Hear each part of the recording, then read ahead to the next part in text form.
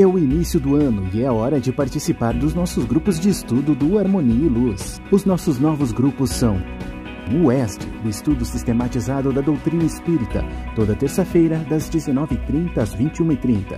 E nas quintas-feiras, das 19 às 20 horas, o grupo de introdução ao Espiritismo. Faça sua inscrição em nosso site www.harmonialuz.com.br. Boa tarde a todos, que todos sejam bem-vindos. Todos que também vão nos escutar, estão nos escutando, também sejam bem-vindos pela internet. Então vamos fazer a nossa prece, fechando os nossos olhos, nos colocando melhores na posição que estivermos nas cadeiras, para que se nos sintamos bem, tentando cada vez mais estarmos aqui dentro deste local, deixando nossas mentes focadas neste momento, em função de tudo que estamos recebendo, desde a hora que aqui adentramos. É tanta energia boa, é tanto amor, é tanto carinho, é tanta fraternidade, irmandade. É Deus nos envolvendo com o seu amor. Então, por isso, juntos vamos agradecer este momento, agradecer a presença dos nossos anjos protetores, do mentor deste trabalho, de todos os trabalhadores que juntos a nós fazem com que este trabalho se desenvolva. Também os nossos amigos espirituais que trazem os alunos para escutarem tudo aquilo que aqui a gente fala, pensa, sente, para que todos nós possamos nos beneficiar por esta tarde de graças. Obrigado, Senhor, hoje e sempre, por tudo, e que assim seja. Então, hoje o assunto, depois eu vou falar. Primeiro, tenho que falar a respeito dos avisos mais importantes que me pediram. Primeiro, para quem quiser se inscrever para o ESD na terça-feira, às 19h30, as inscrições estão abertas. Pode ser online ou pode ser presencial, aqui na casa. Também tem na quinta-feira, às 7h30, o estudo... 7 horas. Às 7 horas, isso, às 7 horas, das 7 às 8, é o primeiro ano da introdução ao Espiritismo. Então, é o estudo introdutório da doutrina espírita. Terceiro, e aviso que eu acho mais importante até também, é que sábado tem brechó aqui na nossa casa, às 2 às 5 da tarde. Tudo a R$5. Quem chegou? Que presente, meu Deus! Quem chegou? Quem chegou? A minha Dalva. Já vou, depois a gente se fala. Que presente de Deus. Então, né, sábado teremos o nosso brechó, R$5 tudo, verão, roupas de verão, a esse preço bem bom, tá? Todos possam se fazer presentes. Então, hoje, eu escolhi o tema Estudando o Orgulho, que é um dos, segundo, vamos dizer assim, além do egoísmo, a maior chaga que nós precisamos combater em nós para a nossa reforma íntima. E eu buscando os temas que ali a gente tem no nosso mural, tem uma página que diz temas, sugestões de temas para as exposições. E ali pelas votações, eu até peguei aqui. Em primeiro lugar está família e lar. Em segundo lugar, mãe, pai e filhos. Em terceiro lugar, depressão e seus tratamentos. Em quarto lugar, o próximo e você. Em quinto, a reforma íntima. Então eu vou dizer para vocês que em todos esses 5, o orgulho está presente. Então, a gente precisa tratar isso para a gente tratar tudo que a gente quer ouvir ali. Né? E começando pelo orgulho. Então, deste livro, Mereça Ser Feliz, do espírito da irmã Cidu Fox, ela começa nos falando do Evangelho segundo o Espiritismo, capítulo 10, item 10, falando o seguinte: Uma das insensatezes da humanidade consiste em vermos o mal de outrem antes de vermos o mal que está em nós. Verdade, não é? É muito mais fácil ver o mal que tem no outro do que está em nós. Na maioria das vezes a gente diz, não, eu não tenho isso. Ah?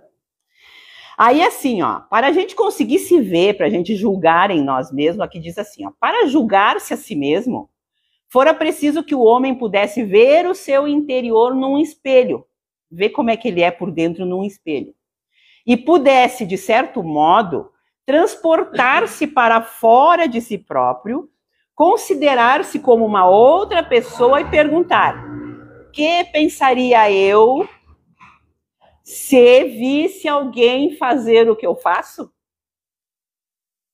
É difícil? É, mas é o que a gente precisaria fazer. Só que o orgulho não nos deixa fazer isso. A gente não faz isso. Muito difícil a gente olhar e pensar, bah, eu fiz isso. O que eu ia pensar se eu visse alguém fazer isso? Mas seria o correto. Tá? Aí diz assim, incontestavelmente é o orgulho que induz o homem a dissimular, a disfarçar para si mesmo os seus defeitos, tanto morais quanto físicos. É o orgulho que faz com que tu sempre fique disfarçando teus defeitos. Achando uma desculpa. Semelhante insensatez é essencialmente contrária à caridade, porquanto a verdadeira caridade é modesta, simples e indulgente. E que é indulgente? É amável, é afetuosa. Porque existe a caridade orgulhosa, que é um contrassenso, visto que esses dois sentimentos se neutralizam um com o outro. É aquela velha história, a pessoa é muito caridosa, mas é os holofotes que ela busca, não a caridade.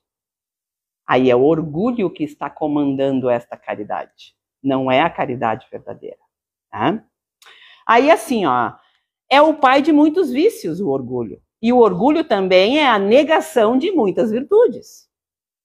Ele se encontra na base e como móvel de quase todas as ações humanas. Então, tudo que a gente faz, pensa e sente, o orgulho está na base. Mas daí a gente vai pensar, mas que ruim, por que a gente tem o orgulho? Por que a gente teve a criação desse sentimento dentro de nós? Aí a gente vai ver aqui, ó. Essa é a razão por que Jesus se empenhou tanto em combatê-lo como principal obstáculo ao progresso. Jesus combatia veementemente o orgulho, tanto que ele sempre falava isso aos seus apóstolos. Tá? Para sempre se colocar no lugar daquele a quem eles iam fazer alguma coisa, para saber se eles iam gostar ou não.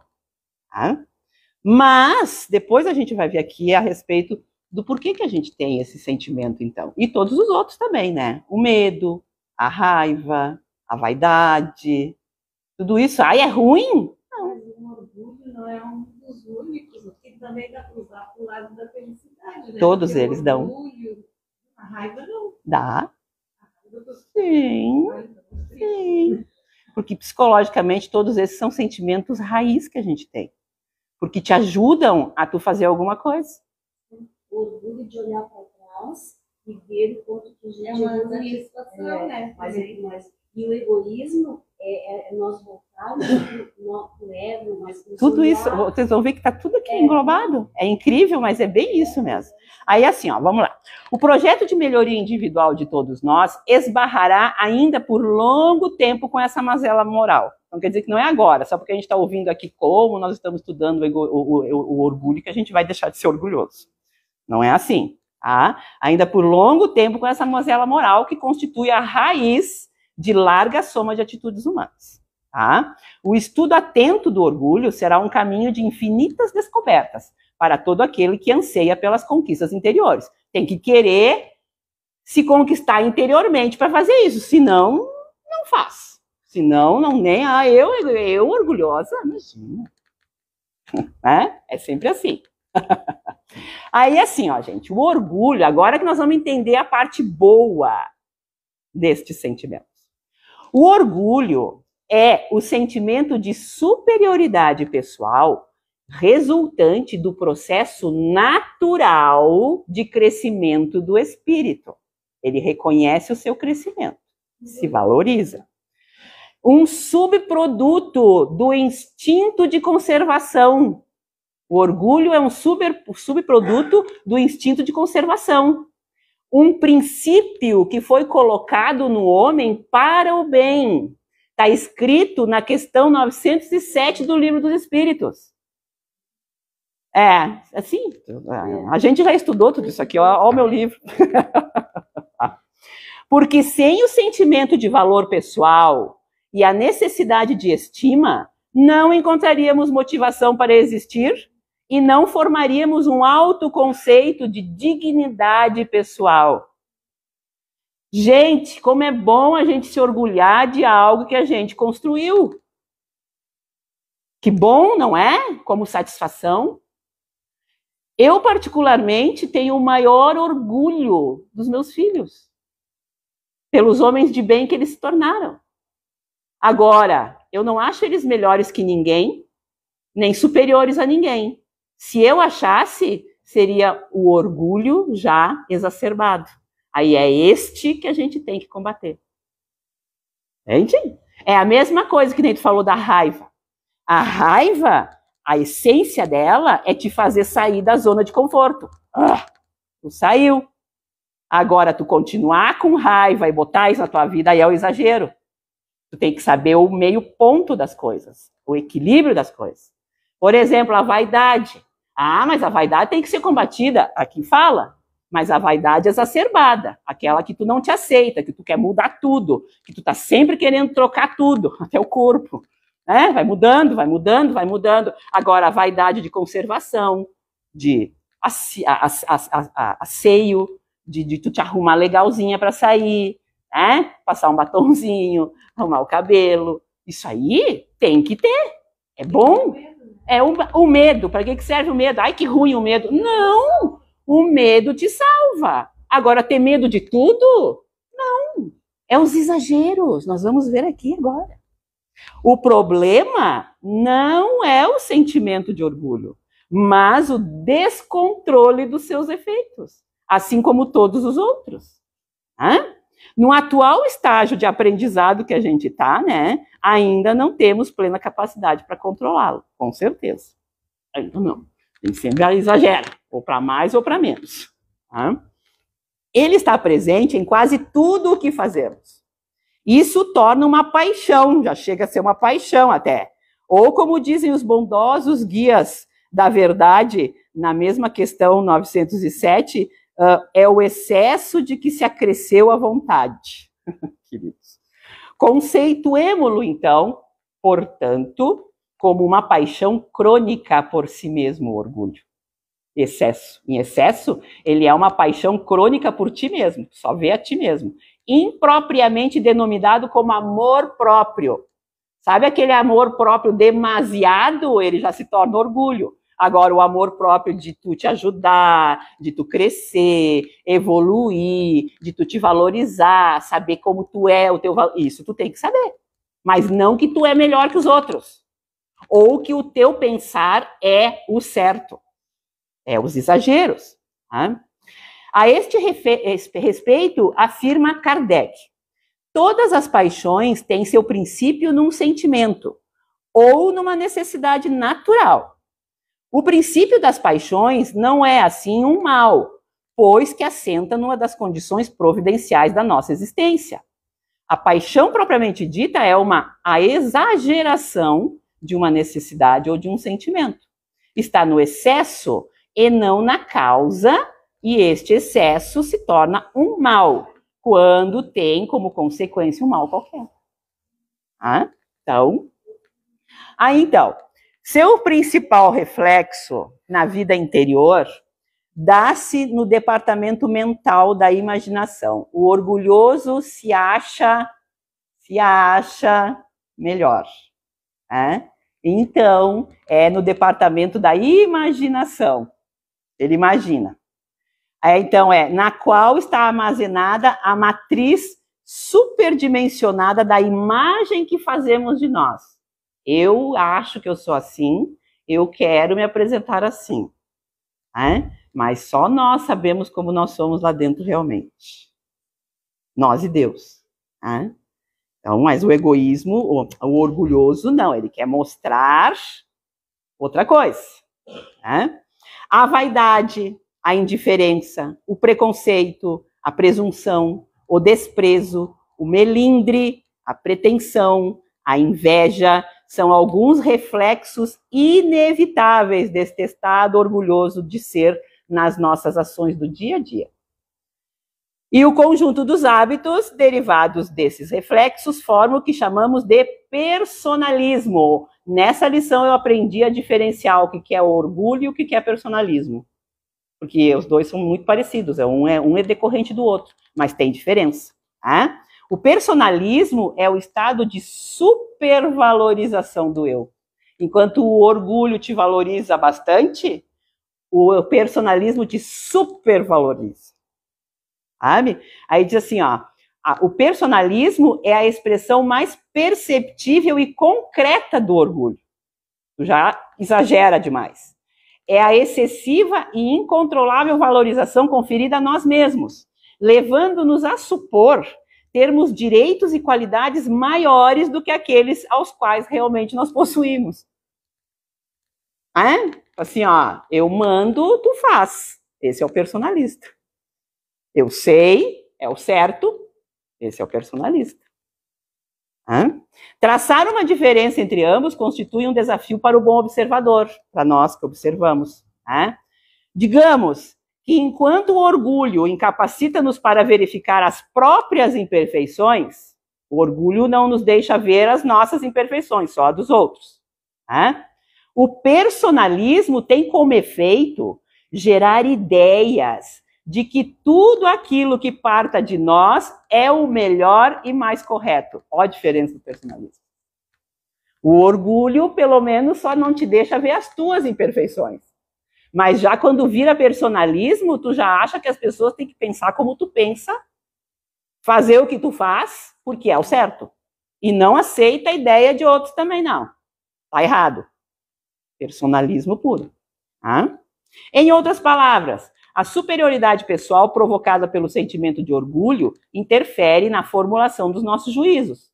A partir disso, estipularmos concepções pessoais como verdades incontestáveis, isto é, personalismo. A minha verdade é essa, absoluta, não tem mudança. Personalismo.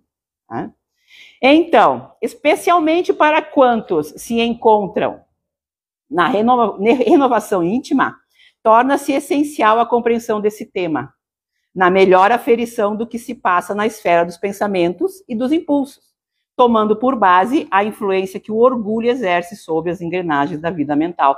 Só nós podemos fazer isso, em nós mesmos. Todo mundo é orgulhoso, viu? Não adianta dizer, mas eu não sou orgulhoso. Não adianta. Todo mundo tem um pouquinho. O negócio é a gente olhar para nós mesmos e pensar, é isso? Aonde? Às vezes é personalismo, tem que ser como eu quero, senão não é o certo. Tá, tudo bem. É que nem na minha, mas eu moro sozinho. Eu lá em casa, a última palavra também é minha, eu moro sozinha, né? É verdade. Assim, essa representação mental do que somos, gerada pelo orgulho, que quase sempre atende a interesses personalistas, pode ser considerada como uma verdadeira patologia, gente, de nos dar doença física. Aliás, os estudiosos das ciências psíquicas, quando tomam por fundamento o ego na explicação para muitas doenças mentais, né, o fazem com sensatez, porque as enfermidades mentais encontram razoáveis explicações nesse enfoque. Quanto mais ausência de controle sobre essa paixão narcisista, que é o orgulho personalista, mais haverá desconexão com a realidade. Sofre. E outra, gente, pelo que eu já li também na medicina, os cientistas, os médicos, né, Geralmente, a pessoa personalista, muito orgulhosa, já personalista mesmo, a tendência ao Alzheimer é fantástica. É o eu, né? Eu. Aí vai ficar naquela doença de que tu vai te obrigar a ficar sem saber de nada. Para tu te desapegar do teu eu. Tu te obriga fisicamente a fazer isso. É uma coisa bem... E várias outras também, né, mentais, né, estudos deles, né, porque eles fazem aquela quantidade de números de pessoas com os mesmos sintomas, aquela coisa toda, que daí eles dão um parecer, né. Mas geralmente é as pessoas muito rígidas, com ideias que não mudam, que são inflexíveis, aquela coisa toda. Geralmente a tendência na velhice é a demência, é a parte... Fazer isso, por quê? Porque não muda. Tá? O orgulhoso vive intensamente de máscaras que correspondem a essas idealizações do seu imaginário, para fazer com que o mundo à sua volta acredite que ele seja quem ele próprio acredita ser. Ele acredita que ele é super. Então ele quer que todo mundo ache que ele é super. Mas na realidade ele não é super. E geralmente ele deixa de ser super em casa. E quando mora sozinho, que nem eu, deixa de ser super para si próprio. E é verdade. Ou tu mostra quem realmente tu é, ou tu vai viver de máscaras. Mas eu tenho que mostrar para os outros que é bom. Mas por quê? Mostra quem tu é realmente. Por quê? Tu não pode falhar? Não, o que vão dizer? Personalismo, orgulhoso.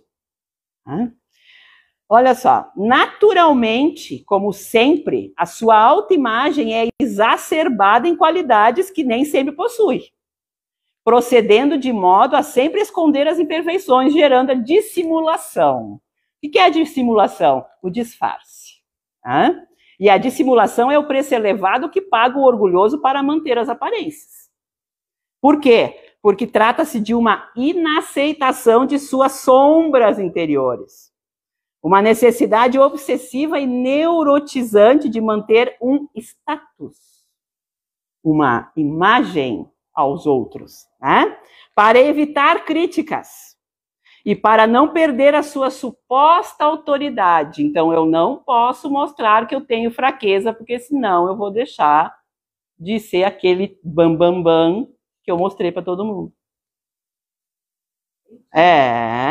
Olha, isso causa muita dor aos orgulhosos.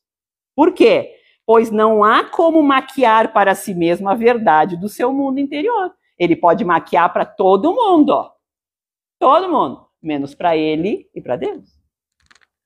Isso aí vai ser sempre, né? Aí assim, isso a todo instante está diante daquilo que não gostaria de ver em si. Ele não quer ver, mas está dentro dele. Como é que ele não vai ver? Somente ele e mais ninguém sabe como é doloroso ter que encontrar consigo, com sua verdade pessoal, em contraposição à identidade fictícia que ele criou para os outros e sob a regência da qual passa a viver. Deve ser triste mesmo, né? Tu tem que aparentar o que tu não é, fingir o que tu não é. É a mesma coisa que a mentira, né? Que a mentira, se tu mente uma vez, tu vai ter que continuar na mentira, porque senão tu vai ser pego. Então vai ter que estar sempre controlando. E a dissimulação, tudo no meio, né? Olha só, gente.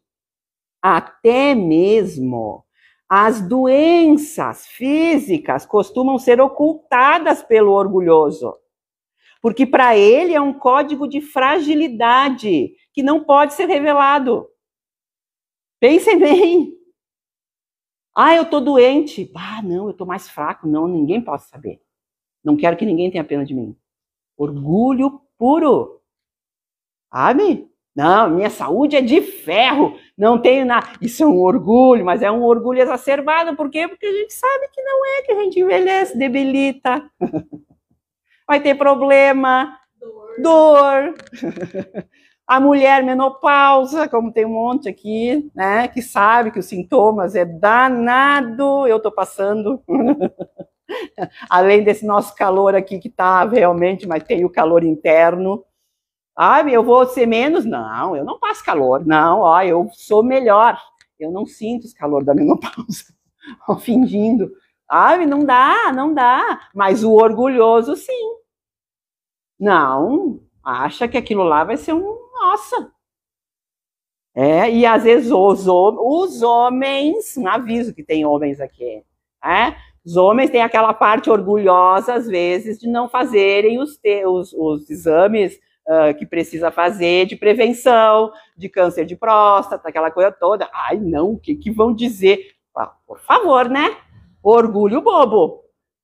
Na verdade, é para a saúde. E isso aí entra no orgulho. É orgulho bobo, mas é.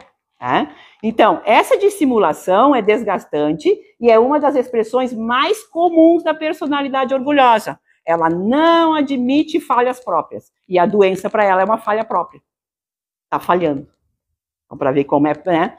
O codificador, Allan Kardec, no estudo das obsessões, no livro dos Médiuns, capítulo 20, item 222, ele fala o seguinte: todas as imperfeições morais são outras tantas portas abertas ao acesso dos maus espíritos. Todas as nossas imperfeições abrem portas para os maus espíritos que se sintonizam com aquela tua imperfeição, tá? Aqui, porém, eles exploram com mais habilidade o orgulho, porque é aqui a criatura menos confessa para si mesmo. É a que eles mais gostam de botar energia. Ah, ele não está querendo ver, ele não está achando, vamos botar mais energia. Aí a pessoa acha que não, né? Acha que não. O orgulho tem esse mecanismo de produzir uma ilusão da avaliação individual, transferindo o mal para os outros, onde é menos penoso verificá-lo. Olha só, o orgulho tem um mecanismo de produzir uma ilusão da nossa avaliação individual. A gente acha que é alguma coisa e se ilude com isso. Ah, porque eu já li alguma coisa, então acho que eu sei. A gente acha que já sabe, porque a gente ainda tem muito que aprender. Então, o orgulhoso já não. Ele acha que ele já sabe e sabe mais que os outros. Aí, estamos... Bom, mas eu vou ter que usar os... tá pertinho, mas vou usar. As suas manifestações, o orgulho tem manifestações. São variáveis e de difícil catalogação em todas elas, porque as personalidades são todas diferentes também, tá? Então, a gente vai analisar algumas que a gente já falou ali, destacando os respectivos roteiros reeducativos. O que a gente precisa fazer para mudar isso? O que a gente pode fazer para mudar isso, para reeducar isso? E a primeira manifestação do orgulho é o melindre. O que é o melindre? O melindre é a afetação, é o ressentimento. É aquela coisa assim, a pessoa te olha atravessado, tu já fica afetado. Não, ele está olhando para mim, ele está pensando mal de mim.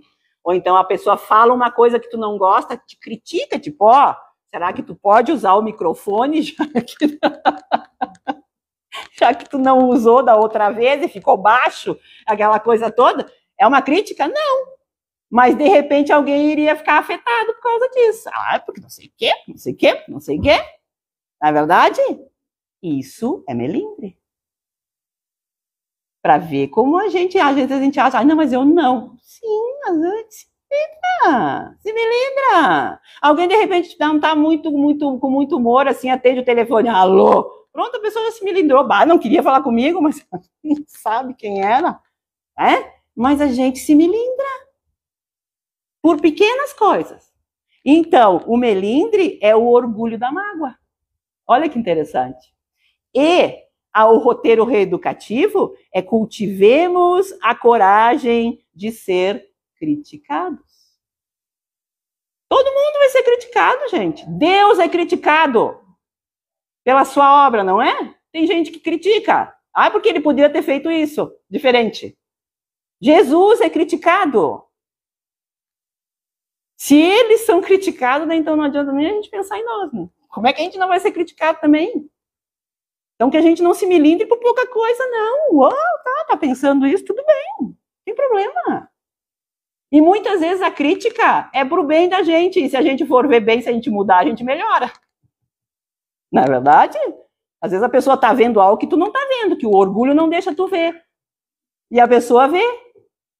E às vezes a gente não gosta de saber que a gente é alguma coisa que a gente acha que não é. É? Mas precisamos disso. Depois a pretensão. O que é a pretensão? A pretensão é a ambição, é o desejo, é a exigência. Tá? A pretensão é o orgulho das aspirações. Aquela coisa da gente estar sempre querendo algo melhor, nunca estar satisfeito com o que a gente tem, nunca estar satisfeito com o nosso trabalho, achar que a gente tem que fazer mais. E isso a gente vê muitas pessoas que vivem para o trabalho, às vezes não gostam nem do que fazem. Hã? Aí é o orgulho nas aspirações, a pretensão. Então, o roteiro reeducativo, aprendamos a nos contentar com a alegria de trabalhar, sem expectativas pessoais. Trabalhar pelo que a gente tem que trabalhar. Trabalhar, fazer, para a gente se sentir útil, para ter uma ocupação útil, para a gente viver bem, para a gente se sustentar, mas sem essas pretensões de algo exorbitante, maior. Eu quero ganhar mais e mais. Tudo bem, melhorar é uma coisa, olha os exageros, né? Melhorar é uma coisa. Agora, demais, aí já não. Né? Depois, a presunção. É parecido, mas é uma outra manifestação do orgulho. A presunção, o que é? Arrogância, esnobismo, convencimento. A presunção é o orgulho de saber. Meu Deus! Agora eu me lembrei da série The Chosen a respeito de Jesus. A postura daqueles homens da lei. Gente, eles andam assim, parece que eles estão, sabe? É uma presunção de saberes, e a pessoa que tem presunção, realmente, a gente olha assim, ela olha de cima. Ela tem até a própria postura, ela olha para as pessoas de cima, como se ela soubesse mais. Por isso que a presunção é o orgulho do saber. Aí, então, o roteiro reeducativo, tomemos por divisa que toda opinião deve ser escutada com o desejo de aprender. A gente sempre aprende quando a gente ouve o outro. Nem que seja não fazer o que ele faz. Mas a gente aprende. Então a gente tem que tirar essa ideia de que a gente vai ensinar alguma coisa. Ensinar, a gente só ensina com o nosso exemplo. O que a gente tem é conhecimento, porque a gente lê, a gente estuda, a gente pensa, mas não é porque a gente sabe mais que a gente vai ser melhor. Porque às vezes a gente sabe mais e não melhora moralmente. Então, essa presunção do orgulho do saber é uma coisa que a gente tem que pensar. Toda opinião, todo pensamento é válido, porque a gente tem que escutar.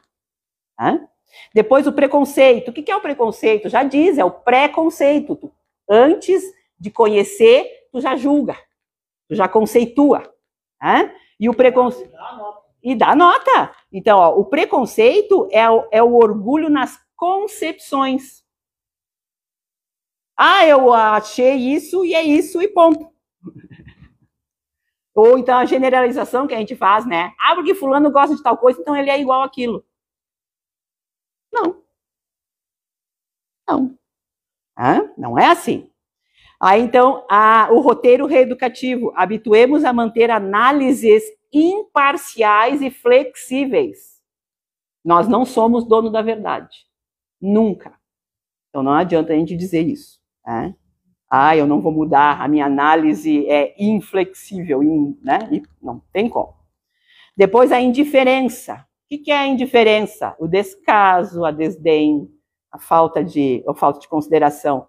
A indiferença é o orgulho na sensibilidade. Tu olha para aquele que está sofrendo porque merece. No sofrimento. E naquele que ganha alguma coisa, não fez mais que obrigação. Insensibilidade. Aí diz assim, para nosso roteiro reeducativo, adotemos a aceitação e o respeito em todas as ocasiões de êxitos e insucessos alheios. Então, tu não tem que julgar em nada se ele está merecendo ou se ele fez por obrigação conquistar alguma coisa. Nós não temos, né, que pensar em nada, a gente tem que simplesmente aceitar e respeitar. Depois, o desprezo. Desprezo é outra manifestação do orgulho, que é o orgulho no entendimento. O que é desprezo? Depreciação, desconsideração. Tu não considera o entendimento do outro, é só o meu entendimento que vale. Ele entendeu de maneira diferente, está errado. Por que está errado? É a maneira dele entender. Muitas vezes é um outro caminho, mas vai chegar no mesmo ponto, de repente. Né? Aí, aqui, o roteiro reeducativo. Acostumemos a pensar que para Deus tudo tem valor, mesmo que por agora não o compreendamos. Às vezes está acontecendo as coisas que nem agora a gente não entende por que está acontecendo. Tem muitas pessoas que acham, vai acabar tudo, porque vai acontecer isso, vai acontecer aquilo. A gente espera. Às vezes tudo isso que está acontecendo a gente não está entendendo, mas é por um motivo, e é por um motivo justo, porque Deus é justo. Depois, o personalismo, como nós já falamos, é o orgulho centrado em nós. E o roteiro reeducativo é eduquemos a nossa abnegação das atitudes. O que é abnegação? É o desprendimento, o desapego. Eu fiz isso. Então, tudo bem, não precisa alardar que tu fez. Fui eu que fiz. Personalismo. Fez. Deu. Ajudou? Ninguém precisa ficar sabendo. Não é uma. A gente tem que educar a nossa abnegação nas atitudes. Depois, a vaidade. A vaidade, aqui eu fui procurar o que é, gente. Tem uma lista de coisas. Vaidade, presunção, convencimento, pretensão, soberba, ostentação, afetação, esnobismo, narcisismo. Só a vaidade. E a vaidade, o que é? É o orgulho do que se imagina ser. Tu imagina que tu é alguma coisa, e não é. E o roteiro para a gente se reeducar é procuremos conhecer a nós mesmos e ter coragem para aceitarmos-nos como nós somos, fazendo o melhor que pudermos na nossa melhoria pessoal. Gente, o Chico usava peruca. Divaldo pinta o cabelo. Mas são vaidosos. Não, eles estão fazendo o melhor que eles podem para a melhoria pessoal deles. Por quê? Porque eles se apresentam publicamente. O Chico se apresentava publicamente. Mas está errado, ele é vaidoso. Não. Isso é o que é o bom que a gente falou antes no início. É a conservação, é para melhoria pessoal. Depois a inveja. A inveja é o orgulho perante as vitórias alheias. A gente sabe que também existe a inveja pela pessoa que ela é. Não precisa ser só nem sobre as coisas dela, nem as vitórias. Às vezes a pessoa é invejosa até pelo que a pessoa é. Ela é alegre, ela é comunicativa, ela é querida. A pessoa inveja isso. A inveja. Aí, então, o nosso roteiro reeducativo, o que é?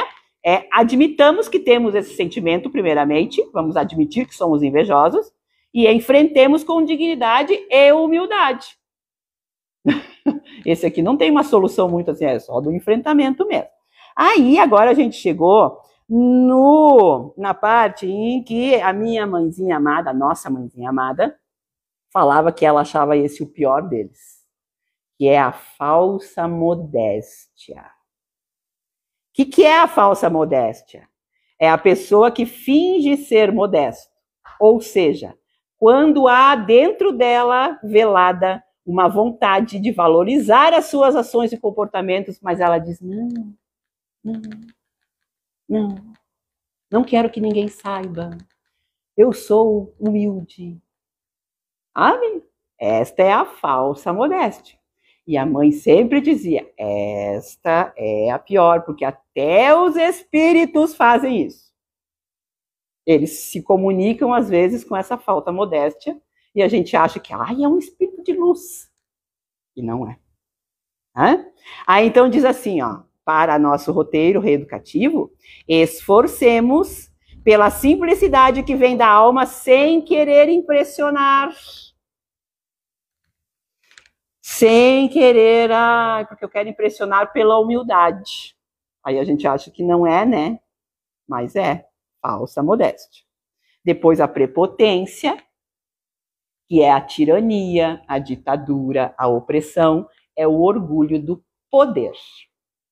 Aí, a roteiro educativo, aprendamos o poder interior conosco mesmo, transformando a prepotência em autoridade. Autoridade o quê, gente? Moral. Jesus tinha autoridade moral só em falar, ou mesmo só na sua chegada, só na presença dele. Ele não precisava falar nada. E não é só ele, né? Eu me lembro que para chegar perto do Divaldo, nesses seminários que a gente vai, a gente se sente, né, meio... aquela autoridade espiritual que eles têm, a gente se sente meio tocadas, e eles não precisam falar nada. Então, que a gente possa fazer isso, ao invés da gente querer ser prepotentes, a gente ter uma autoridade moral, internamente. Não precisamos fazer nada disso.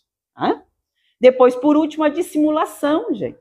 A dissimulação é o que a gente falou ali no final aqui, que é a enganação, a gente mostrar o que a gente não é.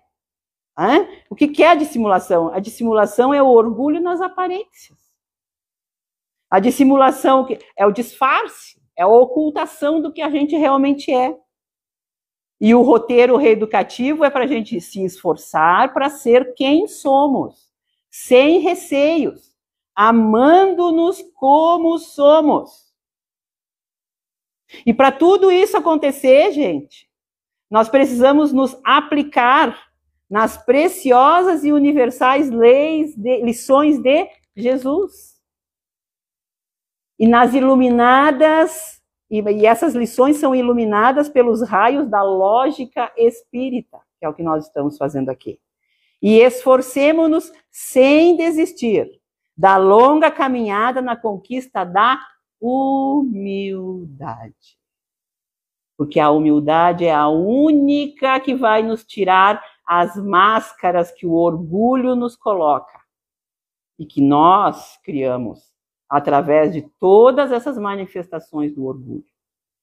Então, a gente não pode deixar de considerar realmente a humildade, a mais importante das qualidades que nós precisamos desenvolver, para combatermos o orgulho e todas essas manifestações que a gente viu aqui, que eu duvido que a gente não tenha se encaixado em todas elas.